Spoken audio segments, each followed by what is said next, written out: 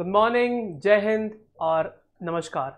मैं शशांक आपके लिए लेकर आया हूँ 28th और 29th के द हिंदू, इंडियन एक्सप्रेस और डाउन टू अर्थ के करंट अफेयर्स।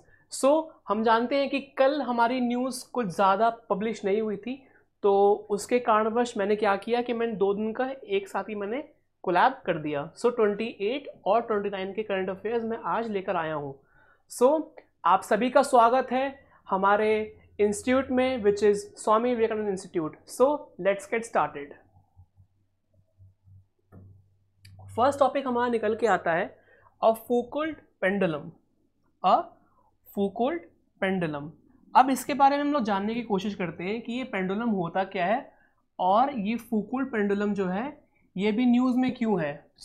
हमारी अभी न्यू पार्लियामेंट की जो बिल्डिंग है, as per Central Vista project, जो न्यू पार्लियामेंट की बिल्डिंग बनी है ना, उसके एक हॉल में एक पेंडुलम को वहाँ पे अटैच किया गया है।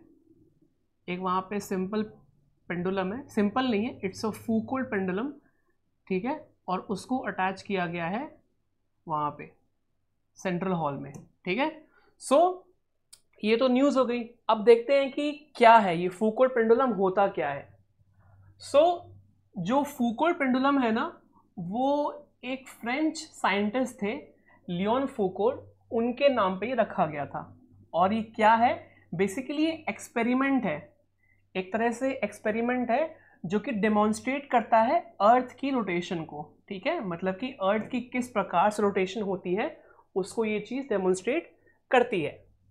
नाउ मैं अगर बात करूं इस एक्सपेरिमेंट की, ये पहली बार पब्लिक में एक्सपेरिमेंट किया गया था इन the year 1851, okay, and it was the first direct visual evidence, मतलब कि ये पहला एविडेंस था उस समय, कब, 1851 में, 1851 में, कि जो अर्थ है that rotates on its axis, मतलब कि जो हमारी अर्थ है वो एक एक्सिस पे रोटेट करती है, ठीक है, जैसे कि ये अर्थ हो गई और ये इसका एक एक्सिस हो गया,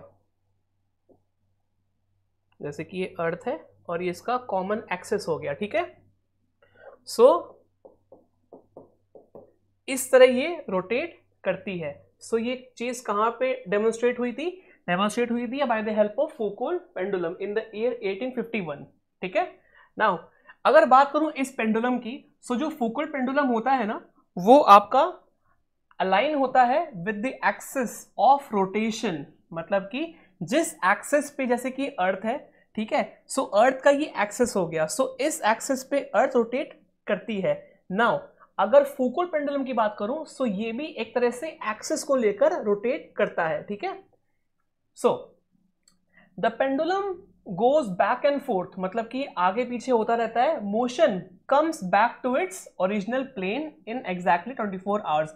कहने का क्या मतलब हुआ, कहने का ये मतलब हुआ कि मान लेते हैं कि यहाँ पे ये पेंडुलम अटैच किया गया है, ठीक है। नाउ अब होगा क्या, होगा ये कि हम इसको अगर नॉर्थ साउथ डायरेक्शन में अगर हम इसको मूव करते हैं, मान लेते हैं कि ये ऐसे मूव कर रहा है, ठीक है ना, जबकि ये 2D प्लेन है, मैं आपको 3D में एक्सप्लेन नहीं कर पा रहा हूं, but try to imagine in your own mind कि ये 2D प्लेन में ऐसे पेंडुलम रखा गया है, ठीक है, और ये ऐसे मूव कर रहा है। कुछ टाइम के बाद क्या होगा कि it will change its direction. पहले ये ऐसे मूव कर रहा था, तो ये हल्का सा स्लाइड हो जाएगा इस तरफ, and it will start to move towards north east and south west direction, ठीक है। ऐसे करते करते करते करते it will back to its original position, ठीक है, मतलब कि पूरा एक बार घूम के और ये वापस से अपने नॉर्थ साउथ में डायरेक्शन में आ जाएगा, ठीक है। वही चीज यहां पे लिखी हुई है, it then slowly turns in the north east south west direction, मतलब कि ऐसे मूव कर रहा था और ये अब ऐसे मूव करने लग जाएगा direction in the east, then उसके बाद in the east and west, मतलब कि फिर ये ऐसे मूव करने लग जाएगा in this direction. It keeps on changing its orientation till it is back to its original orientation after 24 hours, मतलब कि 24 घंटे के बाद ये अपने आप जो इसका ओरिजिनल, जो इसका मेन पोजीशन था, मतलब कि ऐसे, ठीक है, ये वापस से उस पोजीशन में अपनी आ जाएगा। कब? After 24 hours. ठीक है। नाउ मैं अगर बात करूं टाइम पीरियड की, क्योंकि ये क्वेश्चन भी आ सकता है एग्जाम में कि टाइम पीरियड क्या होता है सिंपल पेंडुलम का। सो यहां बात हो रही है सिंपल पेंडुलम की। ठीक है। सो ये होता है आपका 2 pi under root of L upon g. L क्या है यहाँ पे? L है आपका यहाँ पे लेंथ ऑफ पेंडुलम, और G क्या है? G is your acceleration due to gravity, acceleration due to gravity, जिसको हम ले लेते हैं ऑलमोस्ट 9.8 मीटर पर सेकेंड। ठीक है। सो ये आपका हो गया time period of a simple pendulum. ठीक है। So this was about the focal pendulum. क्या है इसका यूज? अच्छा, अब इसको जो इंस्टॉल किया गया है ना, ये न्यू पार्लियामेंट की बिल्डिंग के अंदर इंस्टॉल किया गया है। ठीक है। नेक्स्ट देखते हैं। नेक्स्ट है हमारा topic GS3 which is food fortification. देखते हैं इसके बारे में क्या है। So as I already explained you in my previous videos कि जो फोर्टिफिकेशन वर्ड होता है ना, इसका मतलब होता है कि किसी भी फूड में जो न्यूट्रिएंट्स ऑलरेडी प्रेजेंट हैं उसको और ज़्यादा एनहांस कर देना। मतलब कि जो न्यूट्रिएंट्स ऑलरेडी किसी भी फूड आर्टिकल में प्रेजेंट हैं उनकी मात्राओं को बढ़ा देना। सो उसको बोलते हैं food fortification in simple language. Now for example जैसे कि राइस है। ठीक है। हम जानते हैं कि राइस में कितनी सारी चीज़ें, इसमें स्टार्च भी होता है, फिर आपका इसमें कार्बोहाइड्रेट भी होता है, कार्बोहाइड्रेट, इसमें आपका कुछ फैट भी होता है। ठीक है। और देखा तो फिर चीज़ें बहुत सारी होती हैं। नाउ अगर मैं देखूं सो इन सब चीज़ों को हम लोग इंक्रीज कर दें और भारी मात्रा में, सो क्या होता है? इसको हम लोग बोलते हैं फिर क्या? Food fortification. ठीक है। सो फूड फोर्टिफिकेशन में क्या होता है कि कोई भी आर्टिकल में विटामिन्स, मिनरल्स, न्यूट्रिएंट्स को और ज़्यादा इंक्रीज कर देना, उसको कहते हैं हम लोग फूड फोर्टिफिकेशन। नाउ अब न्यूज़ क्या आ रही है? न्यूज़ आ रही है आयरन फोर्टिफिकेशन की। अब यहाँ पे स्पेसिफिकली मेंशन किया गया है आयरन के बारे में। सो जाहिर सी बात है यहाँ पे बात हो रही होगी आयरन की। सो आयरन फोर्टिफिकेशन मतलब कि किसी भी फूड आर्टिकल में आयरन को और ज़्यादा इंक्रीज कर देना। फॉर एग्जाम्पल जैसे कि गुआवा हो गया, और पपाया हो गया, फिर पाइनएप्पल हो गया, ठीक है, और अनार हो गया, पोमेग्रेनेट हो गया। सो इन सब चीज़ों में क्या होता है? इनमें देखा जाता है कि इनमें भारी मात्रा में इनमें यू हैव द आयरन। ठीक है। And once you have the large quantity of iron, so fortification में क्या होगा कि वो जो आयरन है वो और ज़्यादा इंक्रीज हो जाएगा। ठीक है। नाउ न्यूज़ ये आ रही है कि ज़्यादा इंक्रीज करने पे क्या हो रहा है ना कि there is a health risk of excessive iron intake. मतलब कि जितना ज़्यादा आयरन इनटेक होगा उतना ज़्यादा हेल्थ पे इश्यू हो सकता है। दिस इज अ न्यूज़, ये यहाँ पे न्यूज़ दी हुई है। मेन कंटेंट पे आते हैं। कंटेंट क्या है हमारा आज का? सो फॉर्मेशन ऑफ हेमोग्लोबिन, ये कहाँ पे होता है आपका? ये होता है आपका ब्लड में।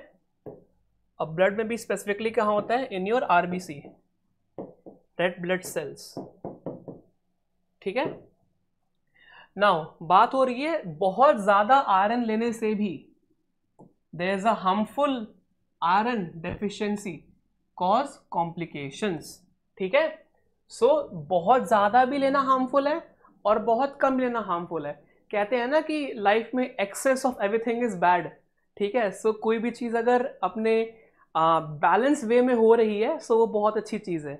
सो वही चीज़ यहाँ अप्लाई होती है कि जो आयरन है वो बैलेंस वे में लेना चाहिए। जो हमारी बैलेंस डाइट होती है उसमें हमको लेना चाहिए। ठीक है।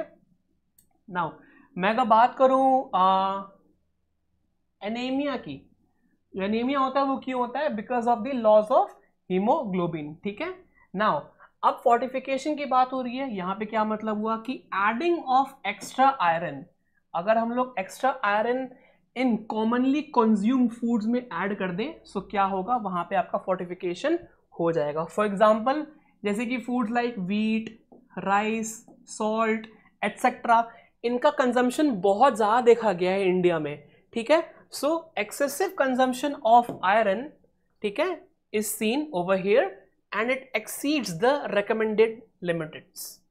जो रिकमेंडेशन दिया है कि इतनी लिमिट तक उसको कंज्यूम करना है, सो वो लिमिट एक्सीड हो जाती है, ठीक है। The recommended limit gets increased. So इसमें वे फॉरवर्ड क्या है, हम लोग को इसमें क्या करना चाहिए। देखिए, पहली बात, हम लोगों को बैलेंस्ड डाइट को फॉलो करना चाहिए, जो कि हम लोग नहीं कर रहे हैं। बैलेंस्ड डाइट, ठीक है। डाइट मतलब ये नहीं कि आप लोग फिर कैबेज खाओ, ठीक है, मतलब हेल्दी तो खाओ, लेकिन हेल्दी में भी क्या होता है ना कि हर एक चीज बैलेंस है। जैसे कि फैट हो गया, ठीक है, फिर आपका प्रोटीन हो गया, फिर आपका और भी तरह से आपके न्यूट्रिएंट्स हो गए डिफरेंट डिफरेंट तरीके के। सो इन सब चीज़ों को आप लोग एक बैलेंस वे में कंज्यूम कीजिए। सो उससे क्या होगा कि कोई भी चीज़ एक्सेस मात्रा में नहीं जाएगी। नाउ अगर बात करूं फूड फोर्टिफिकेशन की, आयरन की बात नहीं कर रहा हूं, यहां बात कर रहा हूं मैं फोर्टिफिकेशन टर्म की। सो फूड फोर्टिफिकेशन क्या इंडिया के लिए अच्छा है? अगर इंडिया के लिए अच्छा है, सो क्यों अच्छा है? देखिए, फर्स्ट पॉइंट, हम लोग देख रहे हैं कि आजकल की फूड सिक्योरिटी को ध्यान में रखते हुए क्या हो रहा है कि आज भी बहुत सारे लोग न्यूट्रिएंट डेफिशिएंट हैं। मैंने क्या टर्म यूज किया? न्यूट्रिएंट डेफिशिएंट, ठीक है। सो न्यूट्रिएंट डेफिशिएंट बहुत सारे लोग आज भी हैं, और आज भी जितना एक तरह से कैलोरी इनटेक होना चाहिए वो बहुत सारे लोगों का नहीं हो पाता, ठीक है। सो एक तरह से फूड फोर्टिफिकेशन को एक तरह से देखा गया है as a solution towards its nutrient deficiency, ठीक है। सो जितने भी मैल न्यूट्रिशन के केसेस आते हैं, उन सब से हम लोग इसके द्वारा हम लोग लड़ सकते हैं, ठीक है। नाउ ये तो हो गया इसका about it's merit. Now if I talk about it's demerit, so demerit में क्या होगा कि देखिए, कोई भी चीज ह्यूमन पे डिपेंड करती है, ह्यूमन बॉडी पे, ठीक है। जैसा आपकी बॉडी रिस्पॉन्स कर रही है, जरूरी नहीं है कि मेरी वैसे रिस्पॉन्स करे, एंड वाइस वर्सा। नाउ जो ये फूड फोर्टिफिकेशन की बात हो रही है, it depends from body to body, ठीक है। हो सकता है कि किसी बॉडी में जो फूड फोर्टिफिकेशन है वो बहुत अच्छे से अप्लाई हो, लेकिन और सारी बॉडीज में वो अप्लाई ना हो, ठीक है। सो ये इसका हो गया एक डीमेरिट, और ये हो गया इसका एक merit, okay. Now let's move ahead. First take a screenshot.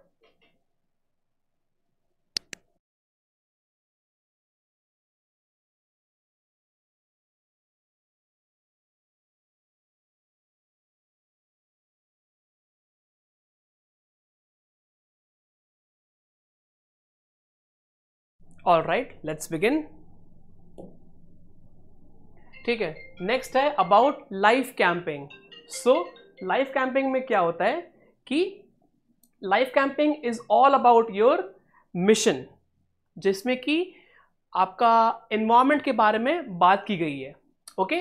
सो मैं अगर बात करूं ये इंट्रोड्यूस कब हुआ था, ये आपका COP26 में इंट्रोड्यूस हुआ था, विच इज इन ग्लासगो, ठीक है। COP26 which is in Glasgow में आपका ये समिट हुआ था, और ये इंट्रोड्यूस भी हुआ था। लाइफ का फुल फॉर्म क्या है?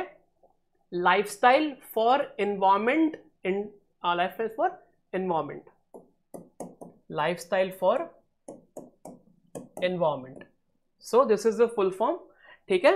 नाउ ये जो है, this is an India lead movement, मतलब कि इसको इंडिया लीड कर रहा है, इंडिया लेड ग्लोबल मूवमेंट, और ये इंस्पायर कर रहा है बहुत सारे लोगों को, ताकि वो एनवायरमेंट के ऊपर बहुत सारे एडिक्वेट स्टेप्स ले सकें, सो दैट जो हम क्लाइमेट चेंज से लड़ रहे हैं, हम उसके खिलाफ और भी अच्छे से लड़ सकें, क्लाइमेट चेंज के खिलाफ, ठीक है। और मैं अगर इसकी ऑब्जेक्टिव की बात करूं सो क्या होता है, to mobilise at least 1 billion Indians and other global citizens. Now अगर इसकी पर्पस की बात करूं सो ये इंडिविजुअल लेवल पे हो रहा है और ये एट अ ग्लोबल लेवल पे भी हो रहा है। ठीक है, ये जो लाइफ इनिशिएटिव है, ये जो लाइफ कैंपेन है which is the lifestyle for environment, ये ग्लोबल लेवल पे भी हो रहा है और इंडिविजुअल लेवल पे भी हो रहा है। ठीक है, बेसिक इसका क्या है, action to protect and conserve environment, ये इसका मेन ऑब्जेक्टिव है। क्या है, action to protect and conserve our environment. ठीक है, नाउ मैं अगर बात करूं इसके एम की, सो एम क्या है कि transform at least 80% of villages and urban local bodies to environment friendly. बहुत इंपॉर्टेंट, मतलब कि 80%, 80% विलेजेस और अर्बन बॉडीज को 2028 तक हमें क्या करना है, एनवायरमेंट फ्रेंडली करना है। हम जानते हैं कि ड्यू टू ह्यूमन एंक्रोचमेंट क्या हो रहा है, यहां पे देखा जा रहा है कि एनिमल टू ह्यूमन कॉन्फ्लिक्ट और ह्यूमन टू एनिमल कॉन्फ्लिक्ट भी देखने को मिल रहा है। सो इससे क्या हो रहा है कि जो ह्यूमन है वो एक तरह से ह्यूमन सेंट्रिक डेवलपमेंट कर रहा है। ठीक है, ना कि बायोलॉजिकल सेंट्रिक को देखते हुए। क्या मतलब हुआ, जो ह्यूमन बींग्स हैं वो अपने हित के लिए, वो अपने स्वार्थ के लिए अपना डेवलपमेंट कर रहे हैं और वो डेवलपमेंट इतना ज़्यादा आउटरीच हो गया है कि जो हमारे फ्लोरा फोना है, जो हमारा जो एनवायरमेंट है, हम उसको ध्यान नहीं दे रहे हैं। सो उसको क्या कहते हैं, हम लोग उसको कहते हैं ह्यूमन सेंट्रिक डेवलपमेंट।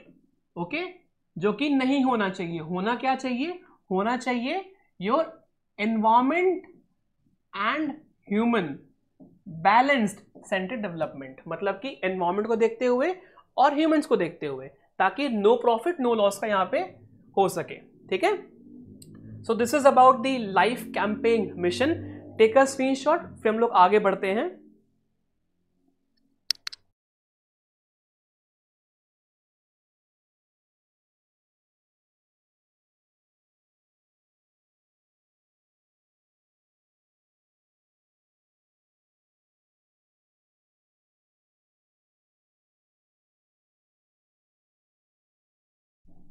नेक्स्ट देखते हैं।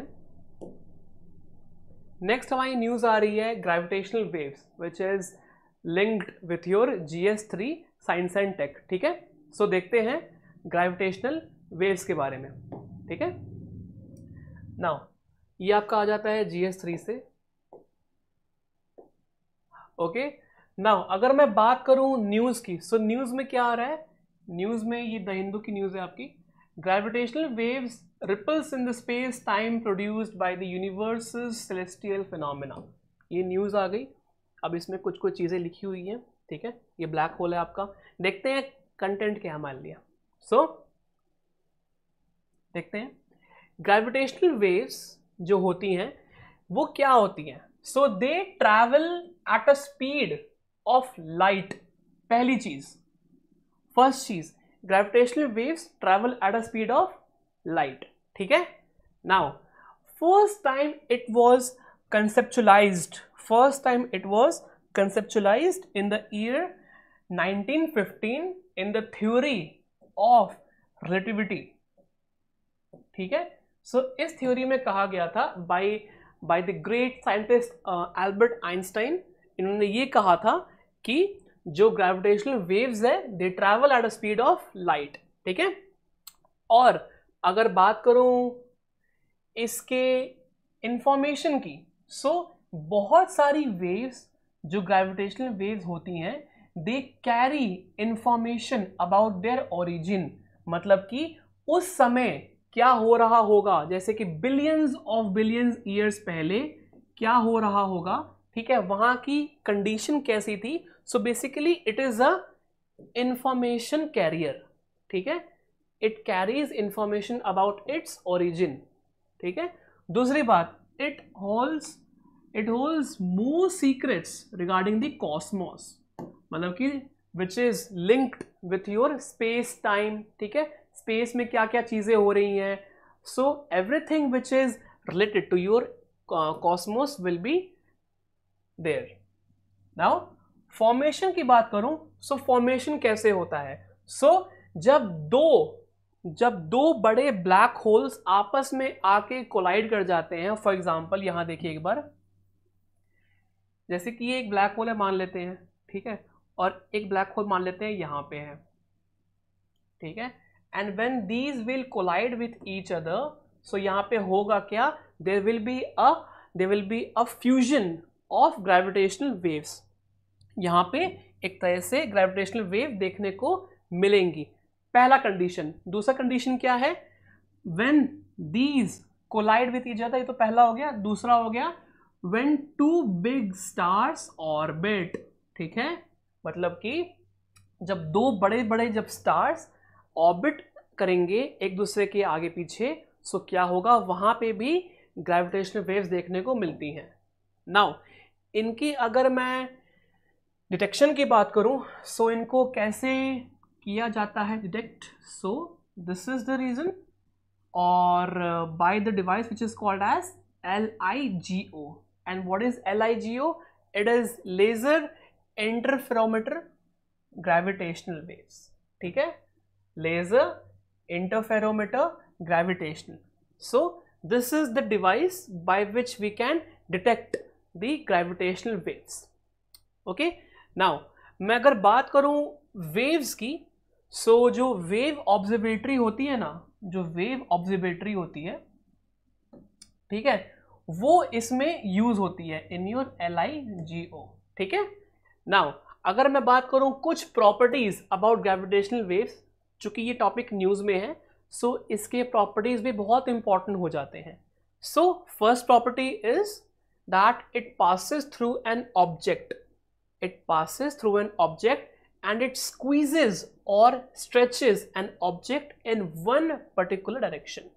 मतलब कि अगर किसी भी बॉडी से अगर ग्रेविटेशनल वेव्स पास हो रही है, so what it will do, it will squeeze the object. मतलब कि ये ऑब्जेक्ट अभी ऐसा है, सो ये ऑब्जेक्ट अभी जाकर ये ऐसा हो जाएगा, ऐसा, मतलब इट विल स्क्वीज इट, ठीक है, ये इसको श्रिंक कर देगा, बिल्कुल इसको छोटा कर देगा. नाउ ग्रेविटेशनल वेव्स की बात करूं, so they were detected in 2015, were produced by the merger of two black holes, ठीक है, so which are 29 and 36 times the mass of the sun. मतलब कि 29 to 36 टाइम्स बड़ा है सन के मास से, ठीक है. So this is about the gravitational waves, जो कि बेसिक है. आप लोग कम से कम इतना तो मालूम होना चाहिए कि ग्रेविटेशनल वेव्स क्या होती हैं, कैसे फॉर्म होती हैं, और उनको कैसे ढूंढा जाता है, ठीक है. सो इसका डिटेक्शन और हिस्ट्री और फॉर्मेशन, सो ये चीजें इंपॉर्टेंट है, तीनों चीजें. एक बार इसका स्क्रीनशॉट ले लीजिए, फिर हम लोग आगे बढ़ते हैं.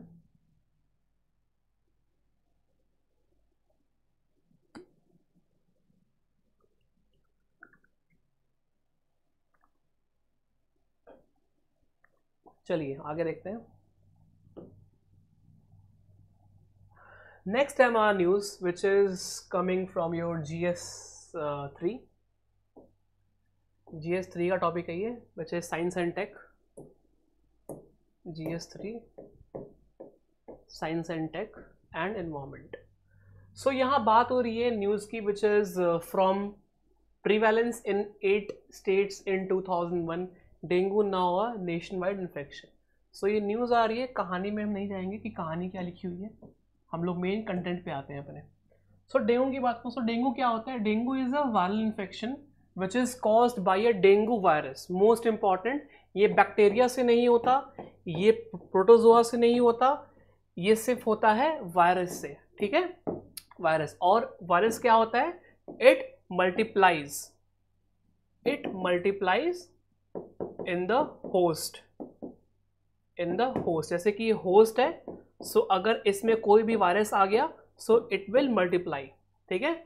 नाउ अगर बात करूं डेंगू की, so it is being spread by the bite of female Aedes mosquito, so when this mosquito bites the dengue spreads, ठीक है। और एडिस की बात करूं सो ये क्या है, so they also spreads Zika and chikungunya, so ये भी जो हैं चीजें, ये वायरसेस भी स्प्रेड करते हैं by the female Aedes mosquito, ठीक है। अगर ट्रीटमेंट की बात करूं so there is no specific treatment, ठीक है। आप लोग पीसीएम खाते हैं, पीसीएम ट्रीटमेंट नहीं है इसका, ठीक है। वैसे लोग खा लेते हैं विच इज पैरासीटामोल, जो कि नहीं खाना चाहिए, ठीक है। तो there is no specific treatment for this dengue virus, और in most cases dengue can be treated at home with pain medicine like PCM, देखो लिखा भी है paracetamol. People with severe dengue hospitalized, ठीक है। और इसका प्रिवेंशन कैसे होता है, to avoid mosquito bites use Odomos, ठीक है, और मॉस्किटो के नेट में सोया कीजिए, ठीक है। So by this you can prevent it, ठीक है। So this is about your dengue virus, how it spreads और किसके वजह से होता है। नेक्स्ट देखते हैं।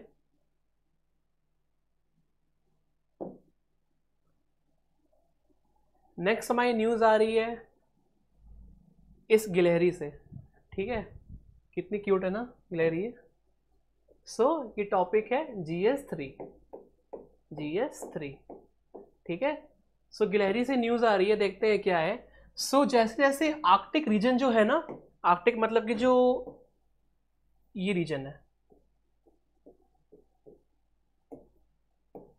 ये रीजन आर्कटिक वाला, ठीक है। सो यहां पे देखा जा रहा है कि there is a warmness as Arctic warms, जो फीमेल आर्कटिक स्क्विरल्स हैं वो हाइबरनेशन से बाहर आ रही हैं, ठीक है। They are ending their hibernation.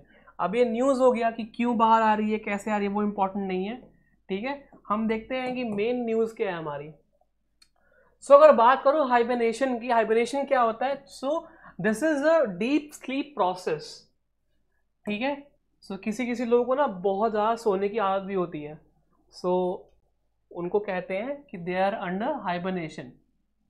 So deep sleep is a type of hibernation. यहाँ पे क्या होता है कि it is observed in animals and other living organisms during summer and winter season, ठीक है। नाउ विंटर की बात करूं, so very less food available in the polar region, ठीक है। सो इसी रीजन की वजह से एनिमल्स क्या करते हैं कि in winter seasons they actually collect their food and they store it in their stomach and they hibernate, ठीक है। सो मैं अगर बात करूं बियर्स एंड स्क्विरल्स की, बियर्स एंड स्क्विरल्स जो भालू और गिलहरी होते हैं, दे डू नॉट माइग्रेट, ठीक है, दे डू नॉट माइग्रेट। और जो फैल्कन, गूज एंड क्रेन्स हो गए, दे डू माइग्रेट, ठीक है। और अगर मैं हाइबरनेशन की बात करूं, सो इन एनिमल्स में जो हाइबरनेशन होती है वो क्या होती है, they help to save the energy and to survive the winter without eating much food. So होगा क्या कि समर के मौसम में, जो समर सीजन होगा उसमें ये लोग फूड इकट्ठा कर लेंगे, और इकट्ठा करने के बाद क्या होगा कि विंटर्स के टाइम में जब फूड अवेलेबल नहीं होता, so they will use that food in the winter seasons. So this is about hibernation. Next देखते हैं हम लोग।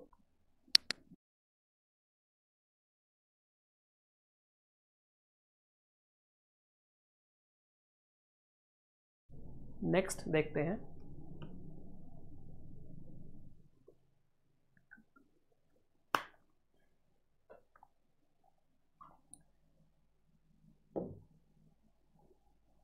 Shift to cash transfer. ये कंटेंट है जो कि न्यूज आ रही है उड़ीसा से। देखते हैं न्यूज़ क्या आ रही है उड़ीसा से। सो उड़ीसा गवर्नमेंट ने क्या किया है, the Odisha government has decided to shift from direct bank transfer, DBT से उन्होंने ट्रांसफर किया है टूवर्ड्स, शिफ्ट किया है टूवर्ड्स कैश पेमेंट्स। मतलब कि डायरेक्टली बैंक में ट्रांसफर ना करके इन हैंड कैश दे दिया जाएगा। क्यों, देखते हैं। At the panchayat level for its Madhu Babu pension योजना MBPY, ठीक है। सो इस योजना के तहत ये जो इनिशिएटिव है, जो कि पेंशन प्लान है इन ओडिशा स्टेट, सो ओडिशा गवर्नमेंट ने क्या किया है कि शिफ्ट किया है डायरेक्ट बैंक ट्रांसफर से towards the direct cash payment, मतलब कि हाथों हाथ कैश मिल जाएगा। ऐसा क्यों हो रहा है, क्योंकि बहुत सारे पेंशनर्स को चैलेंजेस फेस करनी पड़ रही है कि टाइम पे पेमेंट नहीं आ रही है, फिर कुछ बैंक में इश्यू हो गया, बैंक ने टाइम पे पेमेंट रिलीज नहीं करी, so for and so forth. So उन सब चीज़ों से निपटने के लिए जो ओडिशा गवर्नमेंट है उन्होंने डायरेक्ट बैंक ट्रांसफर से शिफ्ट होके डायरेक्टली कैश पेमेंट की बात की है फॉर दी पेंशन। और स्कीम का नाम क्या है, ये है आपका मधु बाबू पेंशन योजना MBPY। ना मैं अगर बात करूं ये न्यूज़ की, ठीक है। सो जो उड़ीसा है, Orissa has a poor banking infrastructure in the rural areas, ठीक है। और इसके लिए जो वहाँ की गवर्नमेंट है वो भी काम कर रही है, ठीक है। सो देखा जाए बेसिकली तो जो पेंशनर्स हैं ना, जो पेंशनर्स हैं उनको एक तरह से डिफिकल्टी फेस करनी पड़ती है बैंक से पैसा निकालने में। सो इसी चीज़ को कम करने के लिए क्या कहा गया है, कहा गया है कि जो शिफ्ट होगा कैश ट्रांसफर उसको दिया जाएगा, ठीक है। सो ये आपकी न्यूज़ हो गई। अगर आपसे पूछा जाए कि which state government has recently shifted from DBT to cash transfer, so that is Odisha government. ये छोटी सी एक न्यूज़ एक और आई है विच इज स्नोबॉल इफेक्ट। ये आप लिंक कर सकते हैं GS3 से इन योर इंडियन इकोनॉमी। ये छोटा सा आर्टिकल आया था पेपर में तो सोचा कि मैं डाल दूं बिकॉज इंपॉर्टेंट है ये। सो जैसे कि ये पहाड़ है ना, ठीक है, और यहाँ पे स्नो है बहुत सारी, यहाँ पे स्नो है। सो होता क्या है कि अगर छोटा सा बॉल है, अगर ये नीचे आते जाए तो ये अपने साथ और भी स्नो को लेके नीचे आता है और ये बड़ा होते जाएगा और नीचे आते आते ये बहुत बड़े शेप में हो जाएगा। सो ये क्या है, this is the snowball effect. मतलब कि स्टार्टिंग हुआ छोटे से और जैसे जैसे ये नीचे आया ये अपने साथ और भी स्नोज को इकट्ठा करते हुए नीचे आता गया और ये एंड में आके इतना बड़ा हो गया साइज में। So when the snowball starts to roll it gets bigger and bigger in shape and that is what is happening with the Indian economy. So the growth है, growth will lead to more investment.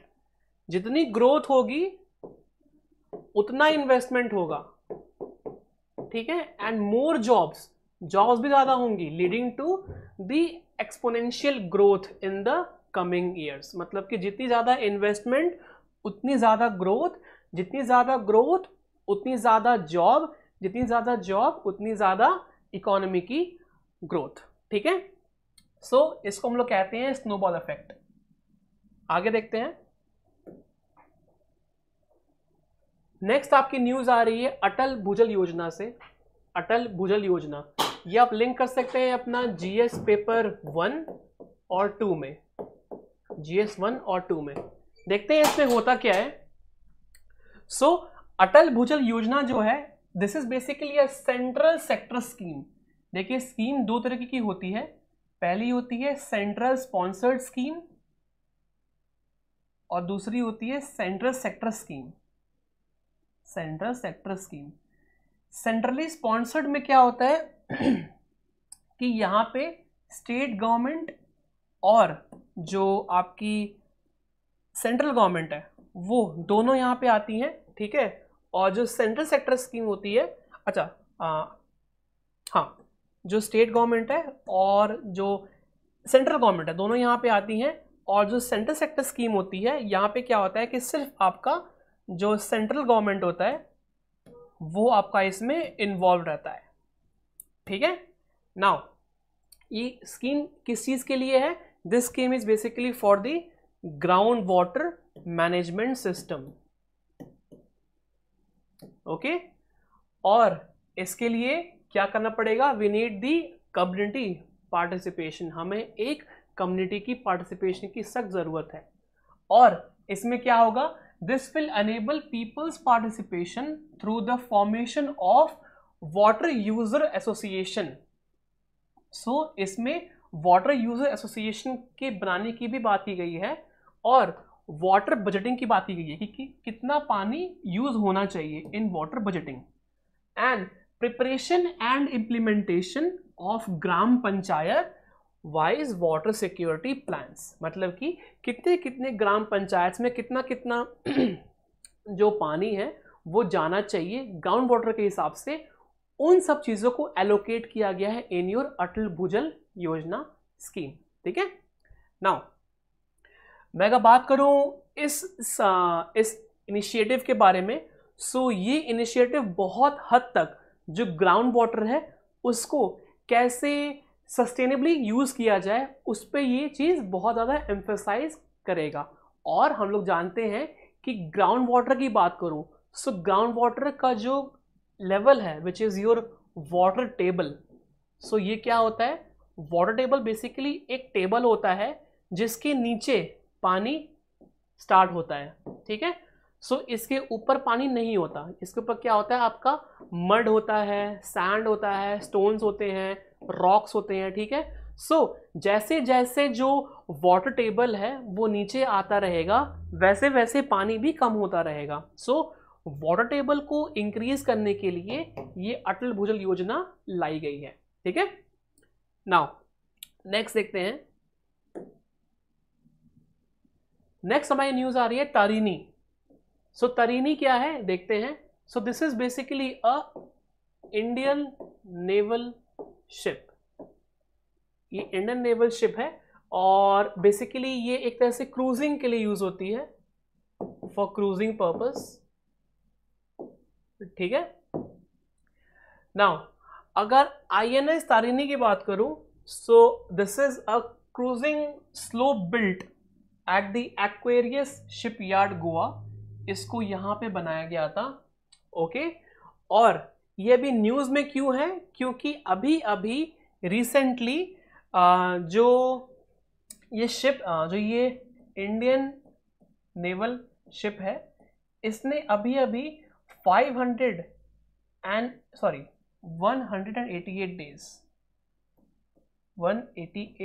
Days की journey को पूरा किया है।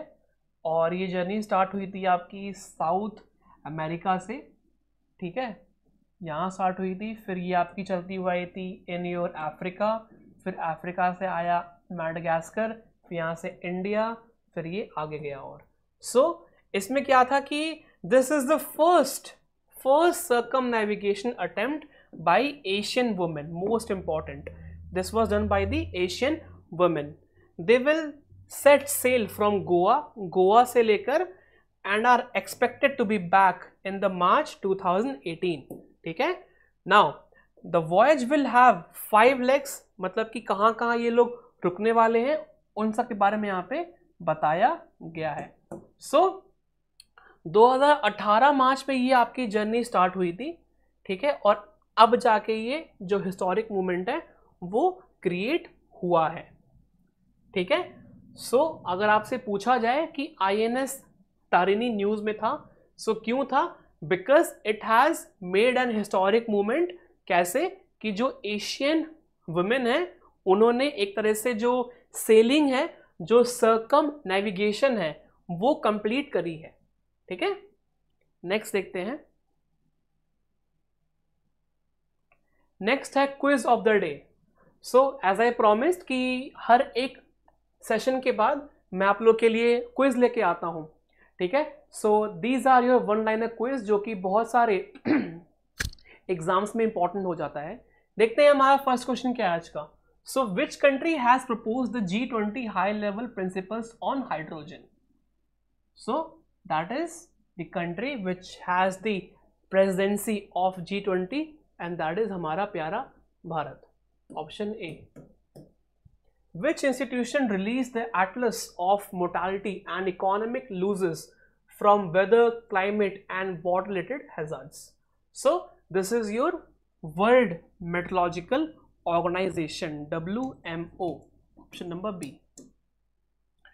ऐसा कौन सा institute है जिसने रिलीज करी है रिपोर्ट जो कि टाइटल हुई है thriving making cities green resilient and inclusive in a changing climate? So ये जो रिपोर्ट पब्लिश करी है ये करी है वर्ल्ड बैंक ने. Option number C. Which country announced the 12-point development plan for the Pacific Island nations? यहाँ पे जो इंडो पैसिफिक का रीजन है, इंडो पैसिफिक का रीजन है, उसमें जितने भी आइलैंड्स हैं उनकी बात हो रही है. ठीक है. सो ऐसी कौन सी कंट्री है जिसने अभी अभी अनाउंस किया है 12 point of development in the Indo Pacific region for the small islands? And that country is हमारा प्यारा भारत, इंडिया. Option C. ठीक है.